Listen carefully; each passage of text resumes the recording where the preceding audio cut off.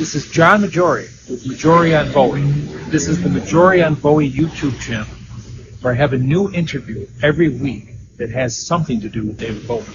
And for daily content, visit the blog, www.majorionbowie.com, where I have new content every day that almost always has something to do with David Bowie. Today, I am on location in New York City at the Development Gallery in Tribeca to visit the exhibit by artist Jennifer Elster called The Classics, which is essentially a retrospective of her art that began when she was a college student doing work for David Bowie. Jennifer designed the images that Bowie appeared in as he portrayed different characters for the album One Outside. We're going to go in and visit with Jennifer, talk to her a little bit, and see some of her artwork. Since then, she has contemplated concepts such as protection, dystopia, apocalypse. Jennifer Elster, thank you so much for sitting down with me today. Absolutely. We are here at the Development Gallery in Tribeca, which is actually very close to where David Bowie lived for the last 20 years of his life. Yeah. Yeah, and we're here to see, I know it's not exactly a retrospective of your career, but it features art from throughout your career, which I have to imagine began with work that you did with David Bowie. Well, I mean, I don't know, because when does a career begin? I don't know. I guess career is like if it starts at where you start to make a living, then yes. But I would say, as an artist, you know, I've always been an artist. So, and then as a career, when I started to make a living, yes, David Bowie was definitely part of my beginning. So my very early beginning, while I was putting myself through college. You're literally a college student, and you get a call saying that David Bowie wants to talk to you. Well, I mean, I worked at Mademoiselle magazine, which at the time had a good tuition reimbursement plan. So, and I was an assistant there, and I moved up very quickly because I'm a very hard worker. And then I was like, okay, now I'm going to write, and I'm not going to do anything. I'm not going to do anything else. I'm just going to write. I just want to write. I don't want to like do any fashion stuff. It was never on my trajectory that I was going to do fashion. I just had style and, you know, a good imagination. And then I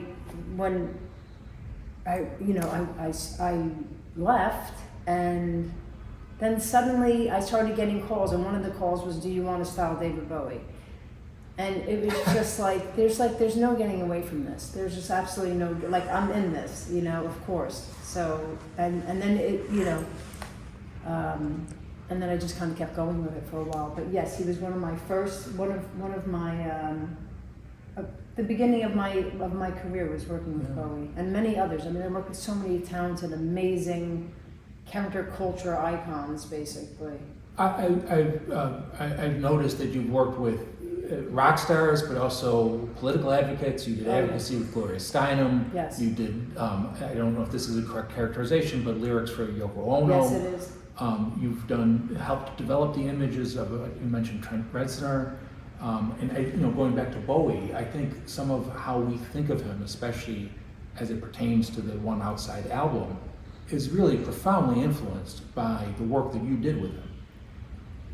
Yeah, I mean, I think, you know, I mean, Bowie is he's so Bowie. Yeah. You know what I mean? So it is wonderful, and we had such a deep connection. Like, we went into the situation, like, so I got the call. And then we had a number of conversations. It wasn't like just one conversation. It was like a number of conversations. And the conversations were really deep and intense. And they started to take more of a turn talking about life. I think that like we just shared a lot in common in terms of like the way that we see the world, and just kind of, you know, because you start talking about a character, right? And then all of a sudden you're like, oh, and it's because of that. And, you know, and it just got very kind of deep with each other very quickly. So by the time I arrived in London, I think that we already knew where we stood with each other. There was a tremendous comfort there. I think you can tell in the behind the scene images and stuff like that he was having fun with everybody that was working with him.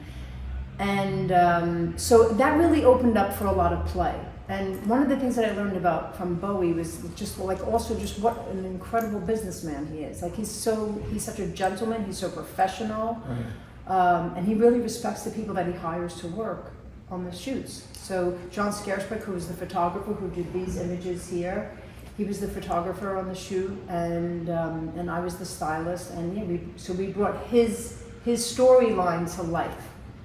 Yeah. So well, let me go back to the conversations. And I've read that you had these intense conversations with him before you actually met him. More specifically, what were you talking about? Was he pitching the idea of these characters that you... No, I think, first there was the preliminary conversation was like, it's kind of like a conversation like we're meeting each other, right? Because we hadn't met each other. So it was a conversation of like, okay, well, like, how do we fit in with each other for this circumstance? And I think once we started talking, it was like more than obvious that it was perfect match. You know what I mean? Like there was just like no question. Our conversations, because I think that we're both highly imaginative human beings. Like my imagination, I think, when I was a stylist, I would get called in for the shoots like, oh, I'm shooting the cover of Rolling Stone, I have to do something completely insane. Who should I call? Yeah, call Jennifer Elster. She'll have plenty of ideas, and So I have a tremendous imagination.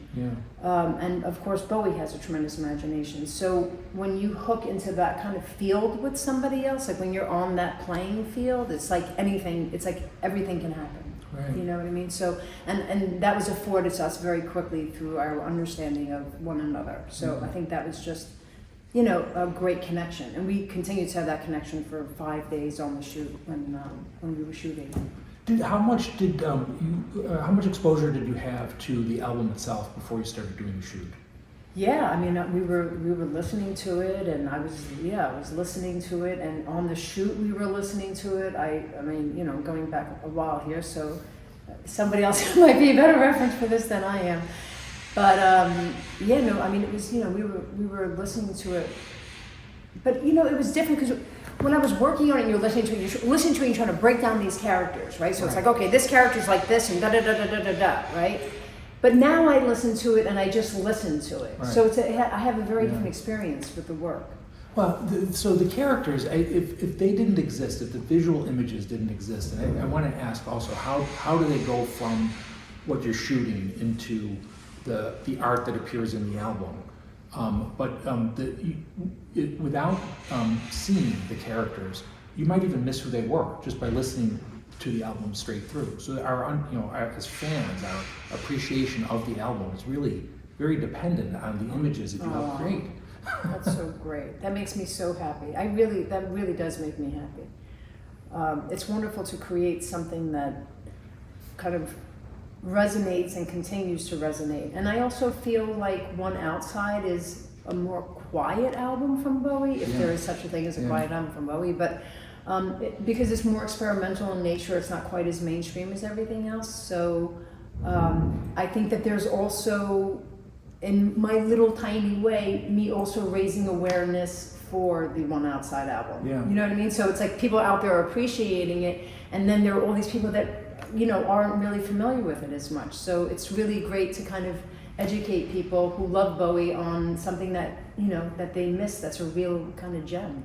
Well, so let me ask you this. So when you were working with him in 1995, that was kind of a moment that he was sort of coming back. Yes, and you could feel that too. Yeah. Yeah, you could really feel that in the shoot. So do you think that there's a greater appreciation for the album today than there was when it came out? I don't know about that, because I'm not, quite honestly, I'm not a David Bowie historian. Yeah. I love Bob Dylan, but if you said like, where did he grow up, and I don't know all these details. I don't know how people feel about the work. My experience with music has always been in my life a very personal thing. Right. So I'm less of a researcher and more of an experiencer. Yeah. So I didn't even used to go to live concerts, because I would just be like, why would I want to be in a room with other people listening to music? I didn't even understand why people did it. Yeah.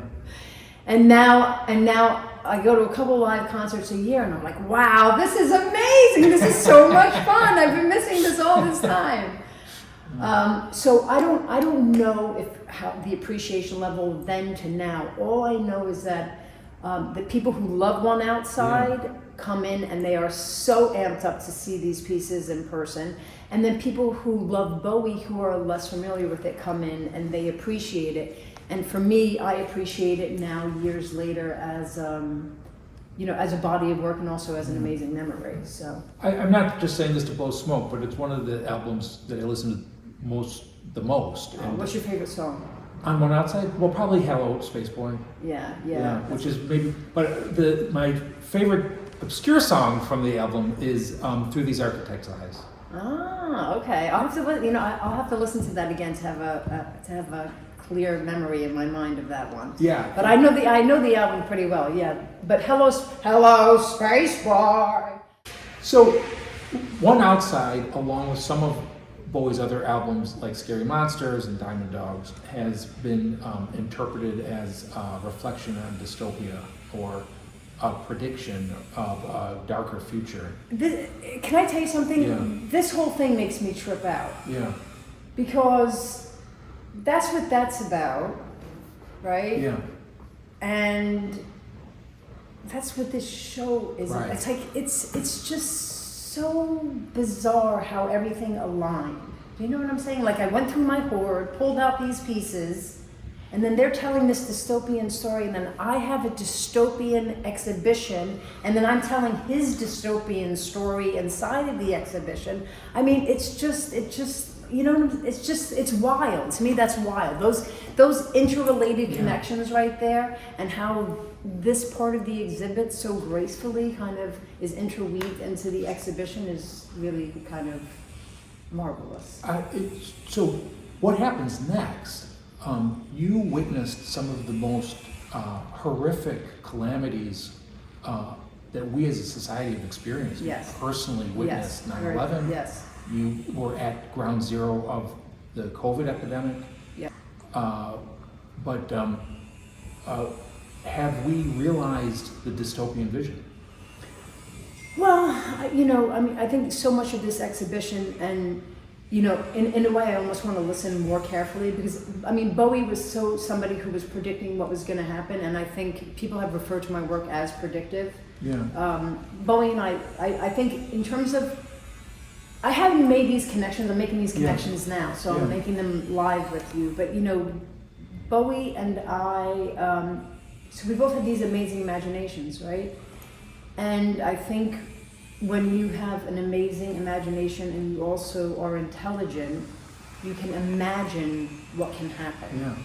So once you can imagine what can happen, then you're kind of in a different arena because you're not scared of what can happen. You're actually kind of seeing and experiencing it in a certain way. And then you're trying to make other people aware of it. Yeah. But sometimes that can be very far and ahead. Like through my life, and I don't say this in like, like smoke up my own ass or anything, but through my life, I have always said things way ahead of time because I just felt it, and then you're saying it so that other people become aware of it, right? Right. So much of the work in this room was about me saying things so that people become aware of it. But one of the things that I realized was that you can say things and people can become aware of it and nothing changes. Yeah. So I think one of the biggest takeaways in this exhibition are the dates of everything that's in the exhibition. Yeah, so what do you mean by that? Well, in 2016, I did the Warfare exhibition, and that ties into all of this in such a crazy way because I worked with Bowie, and then after I worked with Bowie, I worked with Trent Reznor, unrelated situation. But before I worked with Trent Reznor, I went to a flea market and I bought a mask, right? I bought like a gas mask. And I was like, I really want this mask, but I don't know why I want it. I just wanted to get it. When you just want something so badly. I was like, I just want this. I just want it. I just want it. And I was like, oh, well, I'll probably work with Trent Reznor, so I'll just use it on him, like justifying the expense in my mind. And then I did work with Trent Reznor, but I didn't use it on him. But then 20 years later, I took it out and I used it as a warning. And that's what that whole Warfare series is. That's the gas mask that I bought for Trent originally. And I did the whole Warfare series, which is a self-portrait series on myself in 2016, saying, hey, if we don't keep an eye on things, there's going to, you know, if a lunatic has access to the nuclear codes, we're going to be fucked. And, you know, and then that exhibition played out. So that's like the interrelation of like how this whole thing kind of goes around here as an excursion through the exhibition. And so, you know, so how much, when people saw the exhibition at that point, they were like, oh, this is cool. And then that was it. But now people come in, Right. and they don't say it's cool anymore. They say, oh, they, you know, like Right. a woman came in yesterday, she went like, she was like, this needed to be said. You know, it's like, it's resonating on a much deeper level because it's not predictive, it's like right here in your face. So that's what I mean by the dates. If you go back to the dates of the work that's in the room, you can see how telling it actually is. So yeah, well, it's great, and you know, like Bowie, you're not limited to one media. Yeah, I think like if you have an expansive mind, you just don't even think like that. Yeah. You know what I mean? It's just like I don't see any. I don't like. You know what I mean? It's like I just don't see the borders. I don't see the borders in art. I just feel like I'm doing this, I'm doing that, I'm doing whatever I want to do. Why would anybody try to tell me like, oh, you're supposed to be doing this? I don't even get that. But then also there's that thing that if you do one thing and you do it over and over, that, you know, that you get more recognition in doing the one thing. Right. But I didn't care about that. Yeah. I just cared about doing things that were pure to myself. So I just kind of just did everything without any. And I think Bowie was like that as well. And I think you know, people who are real artists who are doing it because they're doing it as a way of functioning, I think, operate within that. Yeah. Yeah. No, I mean, he didn't consider himself a singer, right? And it's like, if you think about starting with Outside, it's not just the music, right? It's Oh the yeah, images, no, it's a the concept. Well, and actually I think I would regard myself probably, because I mean there's so many things that I do, and I regard myself first as a writer, but also conceptual, right? Yeah. And that's what Bowie was. He was Right. conceptual, and I think that was so much of the ease of working together, is that we're two highly conceptual people. Yeah. So I'm always like this whole thing is a concept in Yeah. a certain way. You know what I mean? Like you're inside of my conception here. Right. And so I think conceptual artists, I think, is probably what we both might be.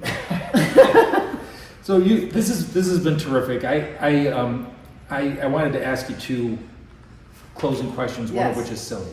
That's fine. So the non-silly one I like silly. Yeah, well, I close all my interviews with the same silly question, but we're not quite there yet. So I'm gonna look in this direction, so everything isn't just. And you're gonna have my profile and everything. Go ahead. So this exhibit covers about 30 years. What's next? Well, one of the things that I've been doing while I have been making art is I'm also a filmmaker. Yeah. So for 20 years, I took people inside of the woods and I didn't tell them what I was going to do, and I filmed them. And so my film series, In the Woods and Elsewhere, which can be found on channelelster.com, and you should sign up for the newsletter. And if you don't get a newsletter, DM the development gallery, because the organization of the newsletters might not be up to par yet. But so I shot that over 20 years, and that's going to be the next project that I'm bringing out. There are a lot of again musicians. When I realized within all of this that I just have a tendency to work with musicians for some reason. And there are a lot of thinkers in that, and musicians are thinkers as well. I mean, like scientists and stuff like that. And you know, just there's so many different people in that. So I'm really excited. And Yoko Ono did the vocalizations on that. I wrote out the sequence and she did the vocalizations. And that's a really exciting project. And it really goes into life in a very kind of deep and intense way, and in ways that you haven't experienced in a film before. So I'm excited to bring that out. And when we close this exhibition, I know it's going to be hard. It's going to be really hard for me to do that. But moving into the woods is almost like excavating the last bit of my hoard before I can then kind of move on and kind of go back to what I said I wanted to do when I left Mademoiselle and just write. I've been trying to do that my whole life. What happened? I got sidetracked. To me, I think your career started on this upward trajectory at that point, and it's, you are, there was never this sort of dip. I mean, correct me if I'm wrong, but it's been ever upward ever since. Yeah. So it's really, I don't know what the question is other than that there's this moment in time where these two significant artists met and created something. It's so wonderful. Yeah. It's so totally wonderful. Yeah. It really is. And I think it was wonderful, just sometimes just crossing paths with somebody, not somebody means Bowie, but I don't mean that in a general way, but just kind of crossing paths and connecting on that level, I think is such a high too. Yeah. You know what I mean? And I've had the good fortune of being able to do that with people. Yoko Ono was also huge. That was a huge thing for me because when I was younger, double fantasy was like I was obsessed with double fantasy, and it was. Earl Slick played guitar on the one. What? Earl Slick played guitar. Oh, you're kidding! Oh, see, you know all this. I know nothing about this. I really, literally know nothing about this. But like working with Yoko was also, that was like a real, that's just like a moment that's just like, I mean, she was my parents' generation, but I just loved the music growing up. I was not familiar with her art growing up, but I was familiar with her music with John. And it just had a tremendous influence. So, it's like it's beautiful when you work with people that you have so much respect for throughout your career. There were so many other people, just so many people in general, But it really is, it's wonderful, and it's wonderful that I feel fortunate that I've had such a weird, wild, crazy, fun career. So now I'm going to ask you my silly closing question. What's your favorite Bowie song and album?